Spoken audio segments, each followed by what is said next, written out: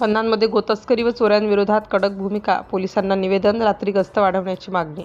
कन्हान परिसरात वाढत चाललेल्या गोतस्करी व चोऱ्यांच्या घटनांमध्ये पार्श्वभूमीवर आज DYSP डॉ. संतोष गायकवाड यांची भेट घेऊन संबंधित विषयावर सविस्तर चर्चा करण्यात आली. परिसरातील कायदा व सुव्यवस्था अबाधित राखण्यासाठी तात्काळ कठोर पावले उचलावीत अशी ठाम मागणी यावेळी करण्यात आली. विशेषतः सत्रापूर येथील काली मंदिर परिसरात पोलीस चौकी स्थापन करण्यात यावी, जेणेकरून संवेदनशील भागात सातत्याने देखरेख राहील असे निवेदन देण्यात आले. यावेळी पोलीस स्टेशन कन्हानचे API पाटणकर यांनाही लेखी निवेदन देण्यात आलं. कन्हान शहर व आसपासच्या भागात रात्रीच्या वेळी वाढत असलेल्या चोऱ्यांच्या घटना त्वरित थांबवण्यासाठी पोलीस पेट्रोलिंग वाढवणे, संशयित व्यक्तींवर कठोर प्रतिबंधात्मक कारवाई करणे तसेच नियमित नाकाबंदी करण्याची मागणी करण्यात आली.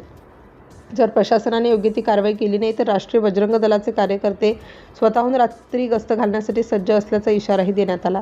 या प्रसंगी आंतरराष्ट्रीय हिंदू परिषद नागपूर जिल्हा मंत्री राजेश बोपुलकर, राष्ट्रीय बजरंग दल नागपूर महानगर उपाध्यक्ष आर्यन राठोड, राष्ट्रीय मजदूर परिषद रामटेक विधानसभा अध्यक्ष स्वप्नील सुरकार, राष्ट्रीय बजरंग दल पारशिवनी तालुका उपाध्यक्ष दुर्गेश फुलझेले, कन्हान शहर महामंत्री अनुज खडसे तसेच सामाजिक कार्यकर्ते नरेश आरभी, अश्विन पहाडे, हर्षद वंजारी, ऋषभ पात्रे आदी उपस्थित होते.